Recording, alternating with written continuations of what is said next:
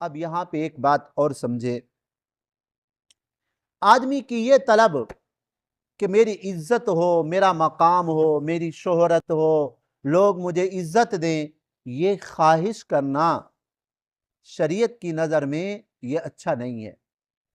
یہ خواہش انسان کے دل میں ہونا کہ میری عزتیں ہوں، میرا مرتبہ ہو، میرا مقام ہو، یہ شریعت کے اندر جو ہے نا یہ چیز اچھی نہیں ہے۔ کیوں؟ جب یہ اس کو کہتے ہیں حب جاہ، کہ مرتبے کی محبت، کہ میری شہرت ہو، میری عزت ہو، جب آدمی کے اندر یہ طلب پیدا ہو جاتی ہے پھر انسان اللہ معاف فرمائے وہ کام کرتا ہے جو اللہ کو ناراض کرنے والے ہوتے ہیں۔ پھر ہر وہ کام کرتا ہے اپنے ذہن کے اعتبار سے، جہاں دیکھتا ہے کہ میری شہرت ہوگی، میری عزت ہوگی، آدمی وہ کام آگے کرتا ہے، بھلے اللہ کو ناراض کیوں نہ کرنا پڑے۔ جیسے آج کل آپ نے دیکھا ہے نا کہ جی اللہ معاف فرمائے مقام اور مرتبہ حاصل کرنے کے لیے لوگ الٹے سیدھے کام کرتے ہیں، اللہ کو ناراض کرتے ہیں، بڑے بڑے عہدے لیتے ہیں اس لیے کہ ہماری عزتیں ہوں، لیکن اہل نہیں ہوتے اس کے اہل نہیں ہوتے۔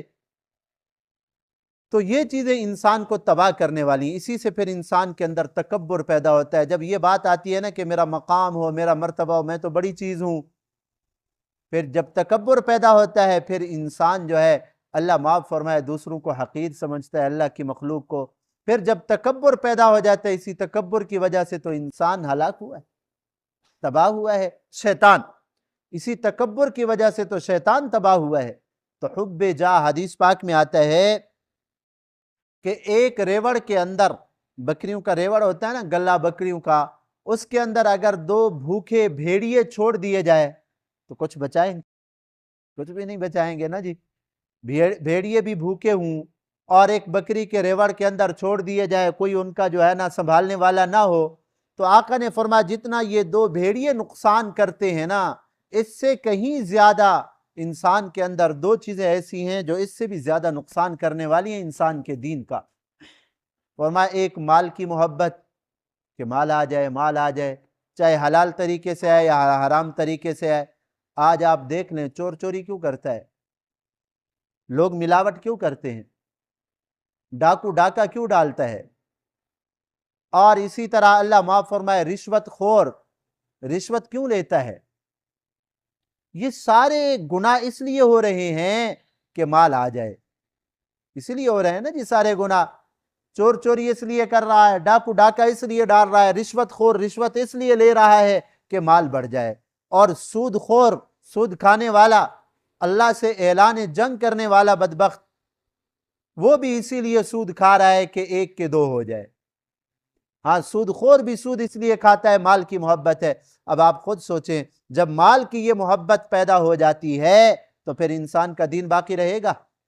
انسان کا دین تو نہیں رہتا، دین کا نقصان ہو گیا نا، تباہ ہو گیا دین۔ اب اچھے بھلے لوگ ہوتے ہیں، کوئی نماز پڑھنے والا بھی ہوتا ہے، ماشاءاللہ اچھے ہوتے ہیں، لیکن سود کی لعنت کے اندر مبتلا ہوتے ہیں، اور اللہ معاف فرمائے پتہ ہی نہیں ہوتا، معاملات کرتے ہیں پتہ ہی نہیں ہوتا کہ بھئی ہم سودی معاملہ کر رہے ہیں یا نہیں کر رہے۔ عام طور پہ بنیوں سے جو مال لیا جاتا ہے تقریباً سود پہ ہوتا ہے، بینکوں سے جو قرضہ لیا جاتا ہے تقریباً سود کے اوپر ہوتا ہے، اور بینک گاڑیاں دیتے ہیں تقریباً وہ بھی سود کے اوپر دیتے ہیں۔ اب اچھے بھلے مسلمان ماشاءاللہ، لیکن ان دینی معاملات کے اندر، مالی معاملات کے اندر علماء سے نہیں پوچھتے، اپنی مرضی کرتے ہیں۔ تو یہ مال کی محبت انسان کے دین کو کتنا نقصان پہنچانے والی۔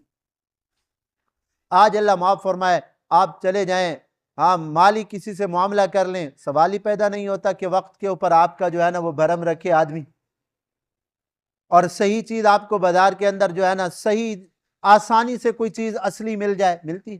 آج تو دودھ میں بھی پانی ملاتے ہیں، صبح صبح سب سے پہلا گناہ یہ کرتے ہیں کہ پانی، دودھ جو ہے نا اس کے اندر بھی پانی ملا رہے ہیں۔ کیوں ملا رہے ہیں؟ پیسہ زیادہ ہو، دودھ بڑھ جائے تو پیسہ زیادہ ہو۔ یعنی صبح صبح اٹھ کے ہر آدمی نیک کام کرے، یہ صبح صبح اٹھ کے جو ہے نا مال کی محبت نے اتنا اندھا کیا ہوا ہے کہ صبح صبح پہلا گناہ یہ کر رہے ہوتے۔ اللہ معاف فرمائے، اللہ معاف۔ تو بہرحال آپ صلی اللہ علیہ وسلم نے کیا فرمایا؟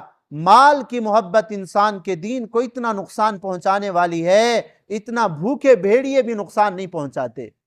اور دوسری مرتبے کی محبت، کہ میری عزت بڑھ جائے، میں بڑا بن جاؤں، میں بڑا بن جاؤں۔ آج کل لوگ یہ گانا کیوں گاتے ہیں؟ ہماری شہرت ہو جائے، ہماری عزتیں ہوں۔ اور آج کل اللہ معاف فرمائے آپ چلے جائیں نیٹ کی دنیا کے اوپر، وہاں جو بھی خرافات ہے ساری اسی وجہ سے ہماری عزتیں۔ یہ عزت ہے کیا؟ لوگوں کی نظر میں بڑا بننا ہے کیا؟ آج لوگ سر پہ بٹھائیں گے، کل کو گرا دیں گے، یہ کوئی عزت ہے بھلا؟ کہتے ہیں نا، ہوئے نامور بے نشاں کیسے کیسے، زمیں کھا گئی آسماں کیسے کیسے۔ جگہ جی لگانے کی دنیا نہیں ہے، یہ عبرت کی جا ہے، تماشا نہیں ہے۔ کتنوں بڑے بڑے شہرت یافتہ لوگ آئے ہیں وقت کے اندر، ملکوں کے اندر جو ہے نا ان کا شہرت ہوتی تھی، لیکن آج ان کی قبروں کا بھی نام و نشان نہیں۔ تو آپ آج دیکھ لیں جتنی بھی دنیا دار طبقہ ہے، دنیا دار جتنی بھی طبقہ ہے، یعنی جن کا دین سے تعلق نہیں، ایک تو وہ ہمارے وہ دنیا دار بھائی، اللہ نے ان کو دنیا بھی دی اور دین کی سعادت بھی دی ہے، بڑے خوش نصیب ہیں۔ قرآن سننے کی توفیق ملی ہے، احادیث سننے کی توفیق ملی ہے، علماء سے بیٹھنے کی صحبت کی توفیق ملی ہے، ایسے دنیا دار بڑے مبارک ہیں۔ ایک وہ جو خالی دنیا دار ہیں، نہ نماز ہے، نہ روزہ ہے، نہ اللہ کی جو ہے نا سامدر کے اوپر جھکنا ہے۔ اب ان کو شرم آتی ہے کہ بھی کسی قرآن کے درس کے اندر ہم بیٹھ جائیں، علماء کے ساتھ بیٹھ جائیں، وہ اپنی توہین سمجھتے ہیں اس چیز کو۔ ہم جی بڑے لوگ ہیں، ہم تو سردار آدمی ہیں جی، ہم تو ایم پی ہیں، ہم تو جی فلاں صاحب ہے، اس مولویوں کے ساتھ ہم بیٹھے۔ تو اس بناوٹی جو ہے نا اس عزت نے ان کو اللہ کے دین سے کتنا دور رکھا ہے، ہمیشہ کے لیے اللہ کے دین سے دور ہو گئے ہیں۔ تو بہرحال یہ خواہش پیدا کرنا کہ میری عزت ہو، یہ شریعت کے اندر اچھا نہیں ہے۔ ہاں اللہ عزت دے دے، یہ نہیں کہ آدمی اپنے آپ کو ذلیل کرے، یہ مطلب نہیں ہے۔ مطلب یہ ہے کہ دنیا کی خاطر اور دنیا کی مقصود یہ ہو دنیا کی عزت، یہ چیز اچھی نہیں ہے۔ ہاں اگر یہ نیت ہے کہ میرا ذکر خیر رہے، اللہ مجھے نیکی کی توفیق دے، لوگ میرے راستے کے اوپر چلیں، جیسے ابراہیم علیہ السلام نے فرمایا وَجَعَلْنِي لِسَانَ صِدْقٍ فِي الْآخِرِينَ، اللہ مجھے ایسا راستہ دے کہ پیچھے والے میری اتباع کریں۔ اللہ نے قرآن دیا، حدیث دی، اس نے لوگوں کو سکھایا، اب لوگ اس کے دین کے اوپر سکھائے ہوئے دین پہ چل رہے ہیں، تو یہ ذکر خیر ہے نا جی۔ یہ نیت کرنا کہ اللہ مجھے ایسے پسندیدہ راستے کے اوپر، اللہ مجھے ایسا طریقہ عطا فرما لوگ مجھے دیکھ کر نیکی کے راستے کے اوپر آئیں۔ اللہ نے علم دیا، نیکی دی ہے، تو وہ نیکی لوگوں میں پھیلائے تاکہ بعد والے اس کے اوپر چلیں۔ دین کا کوئی مسئلہ معلوم ہو گیا لوگوں تک پہنچائے تاکہ لوگوں کو دین کا مسئلہ معلوم ہو، اس کو دیکھ کر لوگ اس کے اوپر چلیں۔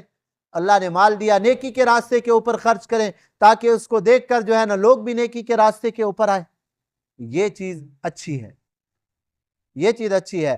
ورنہ اپنے آپ کو، ایک حدیث پاک میں آتا ہے، آپ صلی اللہ علیہ وسلم نے ارشاد فرمایا حُبُّكَ الشَّيْء يُعْمِي وَيُسَمْ، کسی چیز کی محبت دل میں آ جاتی ہے نا تو آدمی کو وہ اندھا اور بہرا کر دیتی ہے، خصوصاً دنیا کی محبت انسان کو اندھا اور بہرا کر دیتی ہے۔